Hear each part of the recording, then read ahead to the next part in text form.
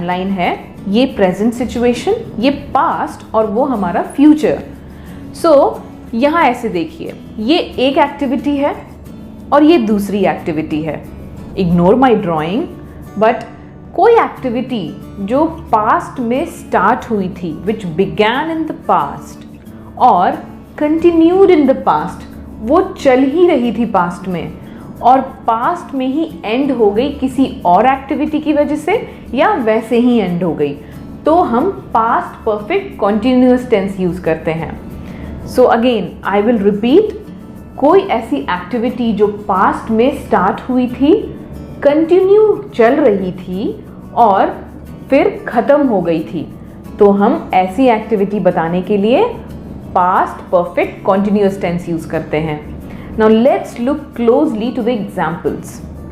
I had been playing hockey, मैं hockey खेलती आ रही थी। Colonel Sanders had been working in the army before he formed KFC. Colonel Sanders की story आप सब जानते हैं। KFC की स्टैब्लिशमेंट के पहले वो आर्मी में काम करते थे। She had been working at that company for 3 years when it went out of business. उस कंपनी के बंद होने के पहले वो उसमें 3 साल तक काम कर चुकी थी।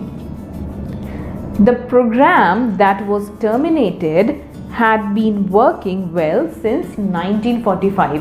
Now यहाँ since का example लिया है मैंने 1945. It is again a point of time which is defined. So we are using since. The program that was terminated had been working well since 1945. 1945 से वो प्रोग्राम चलता आ रहा था, बट अब वो ख़त्म हो गया है। तो ये स्टार्ट हुआ 1945 में, फिर चलता आया और फाइनली एक पॉइंट ऑफ टाइम पे वो बंद भी हो गया। He had been throwing rocks at her window for 5 minutes before she finally came out on the balcony and said, "Hey Romeo." ये एग्जाम्पल मैंने रोमियो जूलियट से लिया है। तो रिमेंबर, वो उनकी बालकनी के नीचे खड़े होकर उनको विंडो में स्टोन्स मारकर बुलाते थे।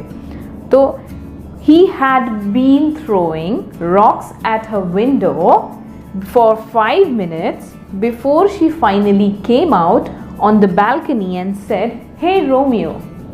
तो वो 5 मिनट से, यानी 5 मिनट पहले उन्होंने रॉक उनके विंडो पे थ्रो किया होगा और थ्रो करते आ रहे होंगे